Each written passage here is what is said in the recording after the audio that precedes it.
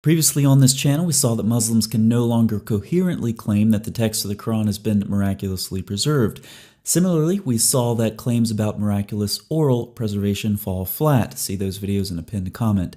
In this video, what we're going to talk about is that the Quran speaks of itself primarily as a written book and endorses writing as the stronger form of evidence. And so Muslims who want to claim the oral preservation of the Quran over the Quran's corrupted text do so in contradiction to the Quran. Before we get to the Quran itself, we're going to look at some evidence from the early Muslims. We're going to look at their faulty memories up to and including Muhammad himself. Muhammad heard a man reciting the Quran and said, "He has reminded me of such and such verses of such and such surahs." But as I just said, it wasn't only the Quran. Muhammad also forgot how to pray. After messing up the prayer, he said, "I am a human being like you and liable to forget like you." But of course, it wasn't Muhammad's fault. He forgot. He was made to. He reminded me of the verse which I had been made to forget. And sometimes the forgetting is Satan's fault. Satan distracts a man with the result that he does not know how much he has prayed. And of course, Muhammad wasn't the only one to forget. He said, "It is a bad thing that some of you say, 'I have forgotten such and such verse of the Quran.' It escapes from the hearts of men faster than camels do when they're released from their tying ropes. Let none of you say, 'I have got the whole of the Quran.' Much of the Quran has gone. Say, 'I have got what has survived.'" Surah 33 used to be recited in the time of the Prophet with 200 verses, but when Uthman wrote out the codices, he was unable to procure more of it than there is in it today. It used to be equal to Surah 2, which is currently 286 verses, and we used to read in it the verse of stoning. Umar was concerned about parts of the Quran being lost. He said the verse of stoning was included in what was sent down to him. I'm afraid that with the lapse of time, the people may forget it and say we do not find the punishment of stoning in the Book of Allah. Al-Ash'ari told the reciters of Basra, "We used to recite a surah which resembled in length and severity to Surah 9. I have, however, forgotten it with the exception of this, which I remember out of it. And we used to recite a surah which resembled one of the surahs of the Musabahat, and I have forgotten it." It's interesting to hear about an entire lost surah. When we look at the writings of John of Damascus, he talked about the surahs of the Quran not as being chapters that make up a book, rather as being individual books themselves. Perhaps this reflects how the early Qurans were distributed, or it might refer to a time before the Quran itself was completely compiled. But the book or surah that he refers to as being lost is the surah of the she-camel. I'm sure it would have been an entertaining read given the rest of the she-camel traditions that we find in the Quran, and especially in the Tafsir, very entertaining stories. Now, as we transition out of these traditions about forgetting the Quran, I want to go back to one of them and look very carefully at what it says, and it's going to help us transition into what the Quran itself says about written text. Umar added, "If I were not afraid of the fact that people may say that Umar has added to the Quran, I would have written the verse of stoning with my own hands." Notice for Umar, what constitutes adding to the Quran? Writing. People would say that Umar has added to the Quran if he would have written the verse with his own hands. So there's a difference between what is remembered or recited and what is written. For Umar, it's writing that makes up the Quran, and this is the case when we look at the Quran itself. Surah 282, referring to a debt, "Write it down. Let a scribe write it. Let no scribe refuse to write. So let him write, and do not be too weary to write. That is more just in the sight of Allah and stronger as evidence, and more likely to prevent doubt between you, except if it is an immediate transaction." I can't think of a verse any clearer than this. Allah prefers writing in the Quran. Let's condense Surah 282 down just a bit. Write it down. Let a scribe write. Let no scribe refuse to write, as Allah has taught him. Let him write. Don't be too weary to write. That is more just in the sight of Allah and stronger as evidence, and more likely to prevent doubt between you. As such, we may look at the Quran and expect to find that it refers to itself as a written document, not something that's preserved in the memories of Muslims. And indeed, that's what we find. But Muslims want to back away from the manuscripts of the Quran because they've been forced to realize that they contain thousands of variants. And they say, well, the manuscripts don't matter because we memorized the Quran. But Allah doesn't seem to have any confidence in the memories of early Muslims, because Allah refers to the Quran as a written book, written down for Muslims. Allah even portrays himself in the Quran as a scribe. He has sent down upon you the book in truth. Surah 7:2, it's a book revealed to you. We had certainly brought them a book. These are verses of the book. If the sea were ink for writing the words of my Lord, the sea would be exhausted before the words of my Lord were exhausted. If whatever trees upon the earth were pens and the sea was ink, the words of Allah would not be exhausted. Now, as a side note on the preservation of the Quran, you notice the similarities in those last two verses. Let's go back to them. Notice that was ink is added in bold in brackets in Surah 31:27, but it's in the text in Surah 18:109. So this is an example of some words dropping out of Surah 31:27, and translators have to restore that text based on other similar texts in the Quran that they can compare it to. This actually happens numerous times in the Quran, so much for perfect preservation. Surah 25:5 accuses Muhammad of writing down legends of former people and are dictated to him morning and afternoon. By the clear book, it is an Arabic Quran, and by a book inscribed in parchment spread open. This is analogous to the book of Moses, which was written into papyrus according to Surah 6.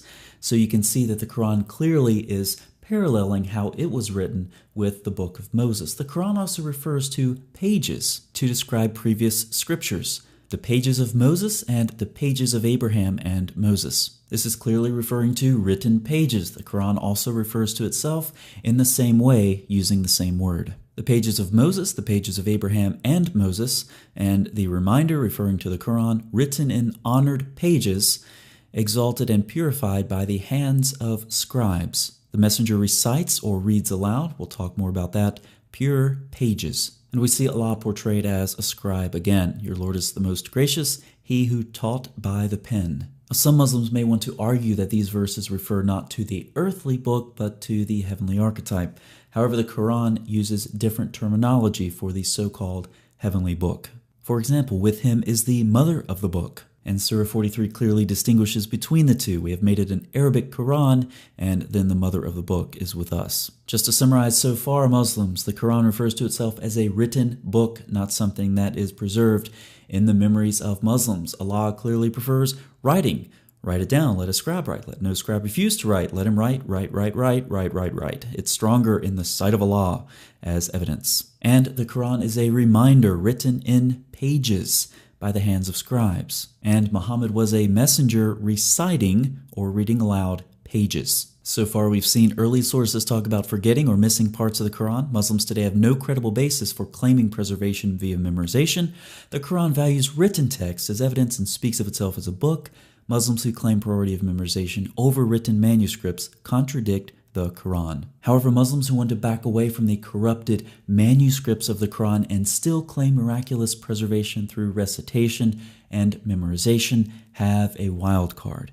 They claim, as we hear over and over, that all of this talk about the Quran as a book and Allah preferring writing is nonsense because, in reality, Muhammad was illiterate. You can hear it from his own lips. As everyone knows, I can't read. And from the Quran, those who follow the messenger, the unlettered prophet. So let's briefly address this objection. Muslims claim that Muhammad was illiterate.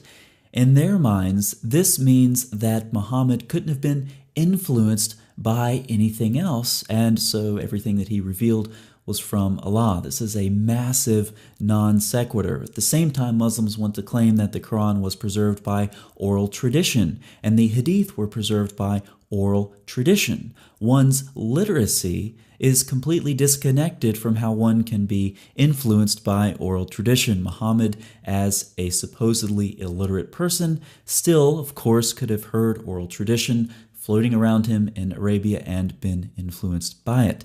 And indeed, we have evidence that this is the case. For example, Dr. Andy Bannister's PhD dissertation. But let's look closer at this claim about Muhammad as the unlettered prophet, and we're going to find that translations that attest to Muhammad's illiteracy are based largely on, you guessed it, tradition.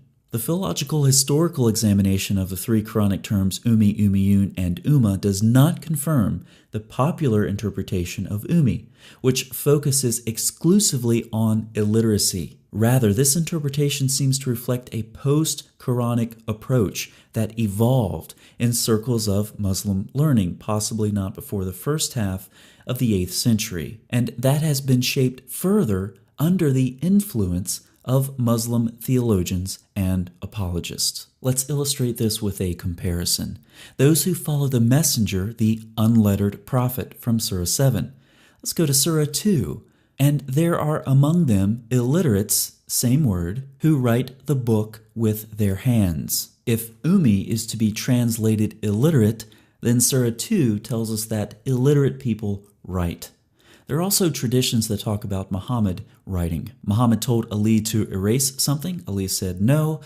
Muhammad said, "Let me see the paper." When Ali showed him the paper, the prophet erased the expression with his own hand.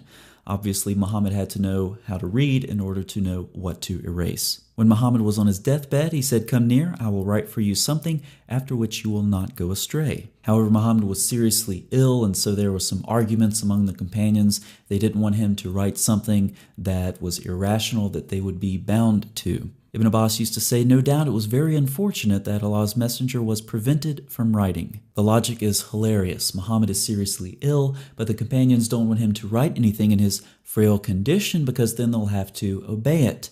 The way around this is to disobey his order for them to bring something to him to write on. But notice what Ibn Abbas says. It's clear Allah's messenger was prevented from writing, not that he couldn't write. Sahih Muslim, Muhammad said, "Bring me a shoulder blade and ink pot so that I may write for you a document." Tabari talks about this as well. The messenger of God wrote a document for each of them, which is still in their possession. With all its talk in the Islamic sources about the early Muslims forgetting and losing parts of the Quran, and given the Quran refers to itself as a written document, and given that Allah prefers writing as strong evidence, why is it that modern Muslims claim the preservation of the Quran is by memorization over manuscripts? Muslims are being exposed to what academic criticism has to say about the textual preservation of the Quran, and it's not what they've been taught. There are variants, thousands of them. The perfect textual preservation of the Quran is simply another miraculous myth of Islam. Consequently, many Muslims back away from the evidence and they retreat to their world of tradition, where they can comfort themselves with fantasies, such as the memories of Muslims preserving the Quran for 14 centuries, going right back to the early Muslims who themselves forgot the Quran and lost large portions of it. So let's put this all together, just to be clear.